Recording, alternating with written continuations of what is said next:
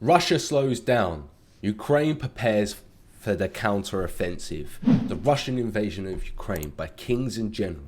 Let's go. If you want to see early reactions, bonus clips or extended clips, extended videos, go to our Patreon, links in the description box down below. The unprovoked Russian invasion of Ukraine continues. The information space related to the war in Ukraine has been dominated by the Pentagon leaks in the first half of April, at a time when the Russian offensive is fading out. That Pentagon leak, that whole situation was jokes when I read about it. What a stupid idiot. What an idiot. Without much to show for it. While Ukrainians are preparing but sending mixed messages about their counter-offensive. Welcome to another update on the Russian invasion of Ukraine, covering the first half of April. And whether you're researching sensitive topics like the leaked government documents, or you just want everything the web has to offer, then use the get 4 months for free when you buy a 2-year plan. They offer a 30-day money-back guarantee, so there's no risk in giving it a try. That's nordvpn.com/kingsandgenerals. Bakhmut continued to be the main target of Russian assaults in this period, as Wagner mercenaries continued advancing inside the city.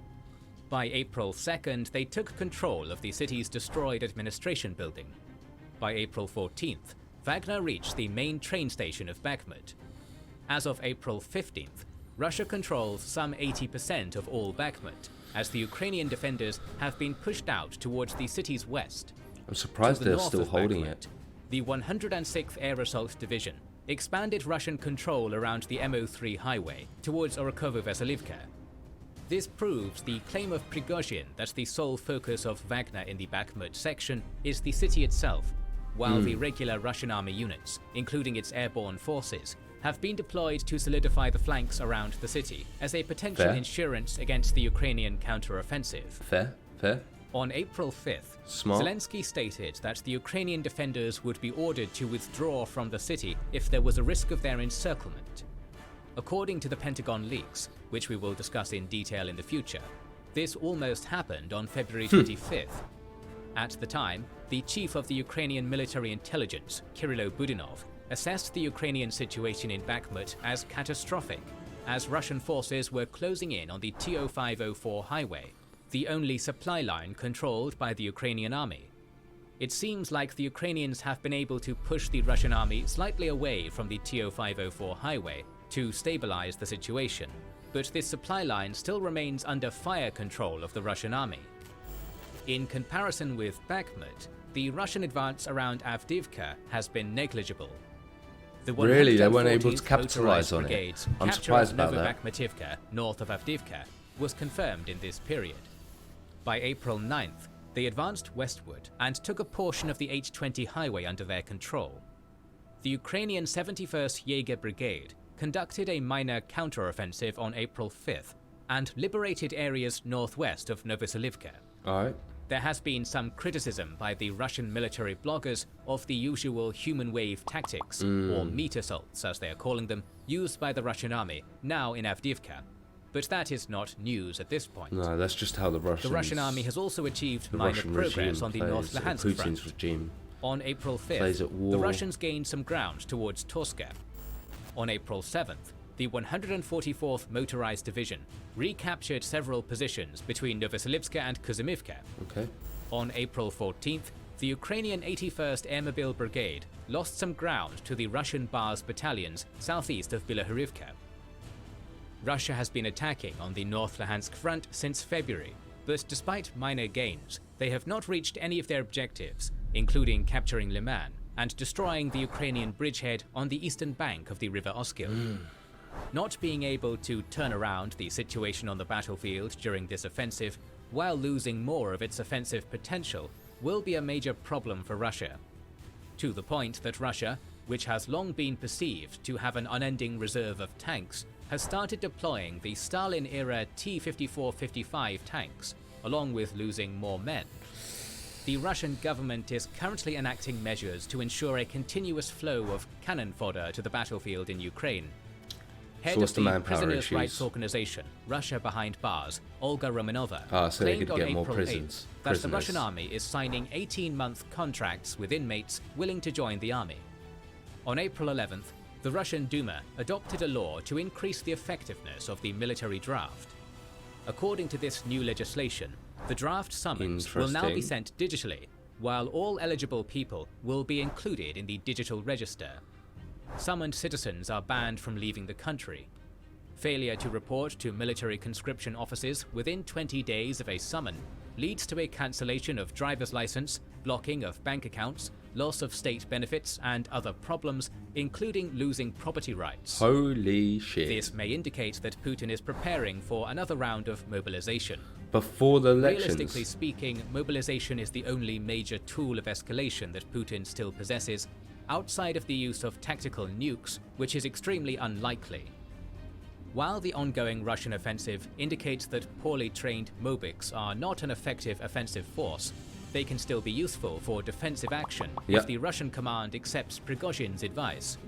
The Wagner chief says, the ideal option is to announce the completion of the special military operation and tell everyone that Russia has reached the results it had planned for. Prigozhin suggested focusing on solidifying and defending Russian gains instead of seeking to capture new lands. He is the first prominent member of the Russian elite who spoke out in favor of wrapping up the war, but Putin's rhetoric so far indicates that he wants more. Is this why he also got Putin also got pissed off with him? Might have been a game changer for Russian chances of success in Ukraine, but at this point, this looks increasingly unlikely. On April 5th, the Chinese ambassador to the EU, Fu Song, called the no-limits status of the Russo-Chinese relations a purely rhetorical statement, and declared that China does not recognize either Crimea or other annexed territories of Ukraine as part of Russia. On April 14th, Chinese Foreign Minister Qin Gang stated that China would not supply Russia with weapons. This contradicts the recent information about the Chinese delivery of rifles to Russia. But rifles are not jets, missiles, drones, or tanks, and Ukraine can probably breathe easier about the potential military support of China to Russia in this war for the time being. It would have been a big swing. Along with that, as we have earlier reported, the pace of missile and drone strikes by Russia on the Ukrainian civilian infrastructure has decreased dramatically. On April 4th, Russia launched 17 Shahed drones on Odessa and Mykolaiv oblasts, 14 of which were shot down by the Ukrainian air defenses. Russia launched 7 S-300 air defense missiles on Slovyansk on April 15th, which killed at least 11 civilians. Ukraine still does not have an answer to S-300 missiles used in this unconventional manner. But the good news for Ukraine is that Russia does not launch its cruise missiles on its energy infrastructure as much anymore. While in October, Russia launched cruise missiles on 7 different occasions, and in December on 6 different occasions, this has decreased to just 1 attack in March. Really, only one? There have been no cruise missile attacks on Ukraine in April as of April 16th. Wow. As a result, they just Ukraine not have the ammunition. Able to restart the export of its surplus energy. Or did they realize that the Russian economy continued experiencing waste. Significant problems in this period. The Russian Ministry of Finance's figures from the first quarter of 2023 show 2.4 trillion rubles of budget deficit. At this rate, Russia may expect 9.5 to 10 trillion rubles of budget deficit for 2023. Oil and gas revenues have decreased by 45% due to dropping prices and the loss of the European energy market. Budget expenditure has increased by 34%, or 8 trillion rubles, a third of which is related to secret articles. This probably means war-related expenses. Since June of 2022, the ruble has lost about 35% of its value. The Russian government will have to find ways to reverse this trend if it intends to continue fighting in Ukraine without risking an economic collapse. The opposition towards Putin amongst the Russian nationalist circles is brewing too. On April 1st, a group led by the former separatist DPR commander and FSB colonel Igor Girkin, who was found guilty of the 2014 downing of the MH17 airplane, created the Club of Angry Patriots. They have stated that their goal is to prevent the Russian defeat in the war in Ukraine. In recent years, particularly after the start of the war, The Putin regime has strongly cracked down on liberal and leftist opposition in Russia, while the nationalist circles enjoyed relative immunity. It will be interesting to see whether the nationalist opposition to Putin leads to anything meaningful. Interesting. Another bit of interesting news from Russia was the assassination of the prominent Russian military blogger Maxim Fomin, also known as Vuhledar Disaster. He is mostly known for his "We will defeat everyone, we will kill everyone, we will rob everyone we need, everything will be as we like" quote he said during the celebration in the Kremlin. What? Tatarsky was killed in an explosion during an event he hosted in St. Petersburg in a cafe belonging to Prigozhin. The Russian government has already blamed Ukraine and the beleaguered Russian opposition without any evidence. At this point, there are numerous indications of Russia preparing for the Ukrainian counteroffensive. How they According to the Ukrainian General Staff, Russia plans to evacuate those willing to leave Zaporizhia and Kherson oblasts.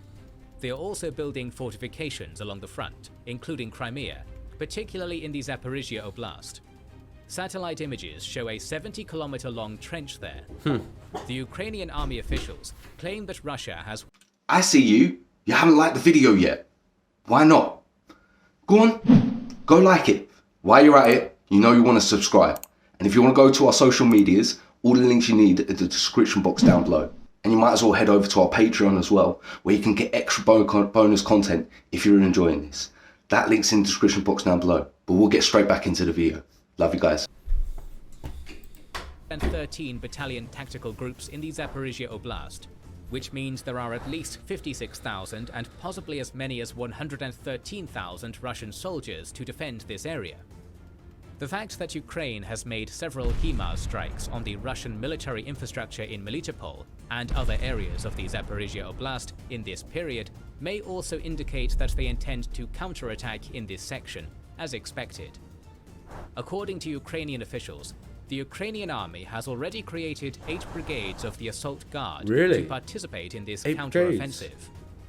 These Assault Guards will assist regular units of the Ukrainian army, which is going to employ 200 to 400,000 troops in this counteroffensive, according to Prigozhin. Claims. On April 4th, the Ukrainian Deputy Prime Minister Vereshchuk called on the Ukrainians living in the occupied territories to leave as soon as possible. So there has been a lot of evidence that the Ukrainian army is on the brink of counterattacking, but it looks like the rainy weather in this period has delayed them. Okay. There may be some other causes of delay of the Ukrainian counteroffensive, like waiting for the delivery of pledged tanks and armored vehicles, or perhaps the Pentagon leaks, which we will discuss in a second. Budanov has assured that the Pentagon leaks will not impact the counteroffensive, and that the result of the Ukrainian action will be seen very soon. On the contrary, Prime Minister Shmyhal stated that Ukraine would be able to launch its counteroffensive in the summer. The contradictory messages of the Ukrainian officials about the timing of the counteroffensive may be a deliberate attempt to confuse the Russian army, or may signal a lack of consensus at this time. Hopefully it's to confuse the enemy. Hopefully. You would like to believe. Meanwhile, weapon supplies are being delivered to Ukraine as we speak, and the Allies have made more pledges in this period. On April 1st, Polish Prime Minister Morawiecki announced that Ukraine ordered 100 Rosomak infantry fighting vehicles from Poland. Later, Ukrainian President Zelensky informed that Ukraine would get 100 Rosomaks immediately and 100 more later. It will be paid for from the joint fund created for the needs of Ukraine. In this period, Poland also delivered 8 MiG-29 jets, along with pledging 6 more. On April 6th, the Ukrainian military industry giant Ukroboronprom stated that they are starting the production of 125mm tank rounds with a Polish weapons producer. They will also cooperate to maintain a maintenance service for T-64 tanks.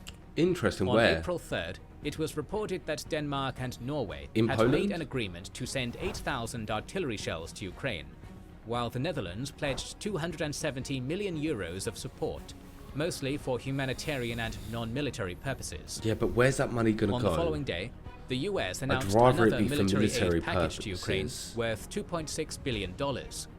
It included munitions for Patriots and NASAMS, ammunition for HIMARS, artillery shells, mortar rounds, TOW missiles, and more. A notable addition is the CUAS laser-guided rocket systems, which the United States is sending to help Ukraine get a cheaper solution against Shahed drones. The Pentagon also announced on April 5th that it had signed a contract to manufacture M1A1 Abrams tanks for Ukraine.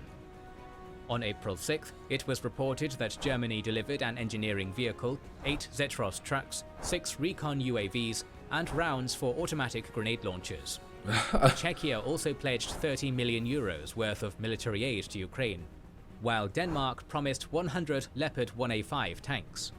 And when's this all April coming 12th, in though? Spain confirmed its intention to deliver 6 Leopard 2 tanks and 20 So this is all armoured personnel promised carriers stuff, right? by the end of April. In this period, we witnessed several curious diplomatic developments. Let us reiterate that Ukraine and Russia do not appear any closer to substantial negotiations at this point. But for the first time in a while, a top advisor to Zelensky informed the media that Ukraine is open to a diplomatic discussion about Crimea if they reach the peninsula's administrative borders and achieve their other strategic objectives on the battlefield. Interesting. This may be So the they first can... signal of interest of Ukraine in diplomatic talks since April 2022, but it contradicts Defense Minister Reznikov's statement of April 9th that Ukraine will only hold talks with the next leader of Russia. So does that mean that if they get to the border of Crimea, they'll actually be willing to give it up? This has been said before by Zelensky, and it looks like the general attitude towards negotiations with Russia remains unchanged. Another notable diplomatic event was French President Macron's visit to China, where he held talks with Xi Jinping.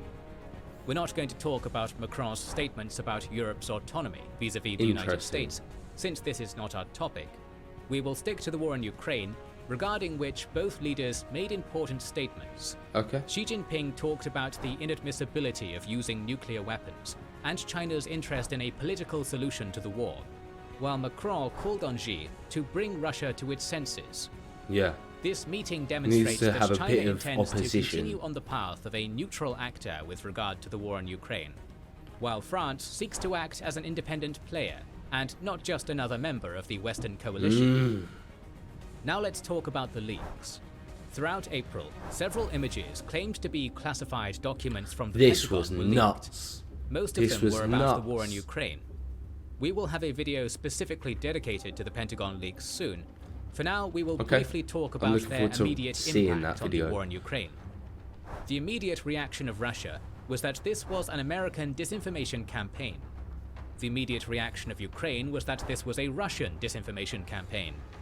But very soon, the Pentagon confirmed that the first batch of leaks reflected genuine documents, while some others had been altered. Several leaks offer the Pentagon's perspective on casualties on both sides. One document estimates up to 17.5 thousand Ukrainian KIA and 43.5 thousand Russian KIA, with total casualties assessed at 124 to 131,000 for Ukraine and 189 to 223,000 for Russia as of February. Nearly Another doubled. leak claims that Russia has lost 90 to 95% of the special forces of the GRU, the Russian military intelligence. Oh, that's These big, figures right? are more or less consistent with what has been That's claimed big, by right? US officials in recent months.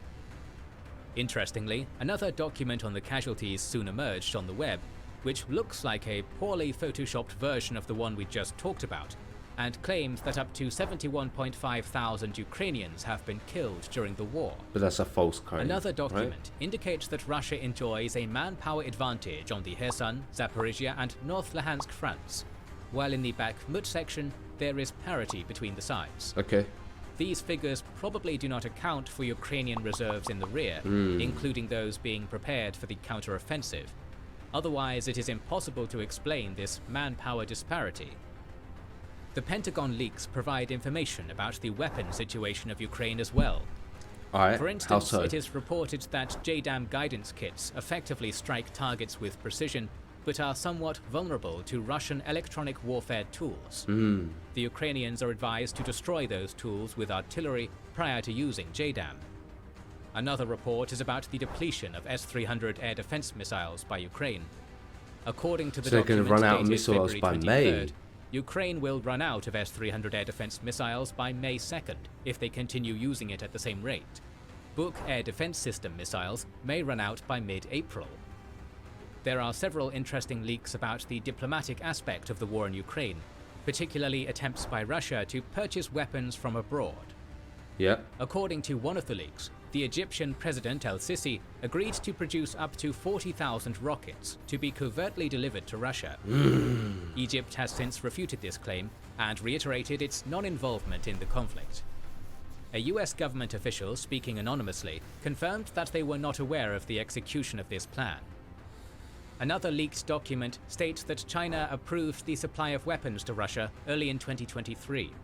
But this is document that true? is consistent with the statements of American officials from February and March, in which they strongly warned China against selling weapons to Russia. I see. The available data since February 2023 does not indicate the provision of weapons by China to Russia. Several leaks talk about the infighting inside the Russian elite. According to one of the leaked documents, the Federal Security Service of Russia, which is basically the heir of the KGB, has accused the Defense Ministry of hiding the true extent of Russian casualties, which are about 110,000 killed and wounded. Another report informs about Putin's attempt to resolve the conflict between Shoigu and Prigozhin, organizing a meeting between them on February 22nd, when the Wagner chief accused the Russian MOD of not supplying them with sufficient numbers of artillery shells. This part is very plausible, since Prigozhin has indeed put brakes on his very dismissive attitude towards the Russian Defense Ministry in recent weeks. Finally, the Pentagon believes that the war will continue in 2024. They don't expect Ukraine to liberate a significant portion of the occupied land, while Russia lacks resources for effective offensive operations. This will prompt both sides to conduct further mobilization. According to the leaks, the Pentagon assesses that prolonging the war will cause disillusionment in the Ukrainian public. As of mid-April, more leaked documents are being revealed, so we will have to wait a bit more to understand the whole scope of the leaks and their impact on the war in Ukraine. Most of the information regarding the war in these leaks has been largely known or suspected by military commentators and those who follow this war closely. Ukraine has already stated that these leaks will not impact their counter-offensive. It has to. While Russia simply continues dismissing them as a psyop launched by the United States. Unfortunately, we share the Pentagon assessment that the war will continue into 2024. Ukraine's counter-offensive may be successful, but it looks unlikely to strike a decisive and final blow on the Russian army to win the war in 2023. The Russian winter offensive has led to mediocre results at best, as the Russian army does not seem to be anywhere near having the potential to end the war this year. The war will continue to cause death and destruction in Ukraine, with the risk of escalating. This escalation could have happened in September 2022, when a Russian fighter jet fired on a manned British surveillance aircraft, which was saved only by a munition malfunction. Or in October 2022, when, according to the Times, Ukraine attempted to retake the Zaporizhia nuclear power plant by force. Putin does not intend to withdraw from Ukraine, while Ukraine understandably wants to liberate all of its territory. We're going to talk about the Pentagon leaks in detail in the upcoming episode. I'm looking forward to seeing it. Let's look at the visually confirmed losses of military equipment for both sides, reported by the Oryx blog. Alright, so from April the 16th, these are brand new. These are 1,901 tanks, 3,973 vehicles, 240 command posts and communication stations, 675 artillery systems and vehicles, 191 multiple rocket launchers, 79 aircraft, 81 helicopters, and 212 drones, bringing the demonstrable Russian hardware losses to 10,000 pieces of equipment. 10,000 pieces For Ukraine, of equipment. These are 479 tanks, 1,408 vehicles, 10 command posts and communication stations, 280 artillery systems and vehicles, 42 multiple rocket launchers, 61 aircraft, 29 helicopters, and 100 drones. More videos on the Russian invasion of Ukraine are on the way, so make sure you are subscribed and press the bell button. Please I hope you're subscribed to their channel and you've got that bell icon here. You know I have. we're doing a binge today. So if you're looking forward to seeing the next episode, you know what you need to do. You need to like, comment, subscribe, hit that notification bell, and I'm going to catch you in the next video.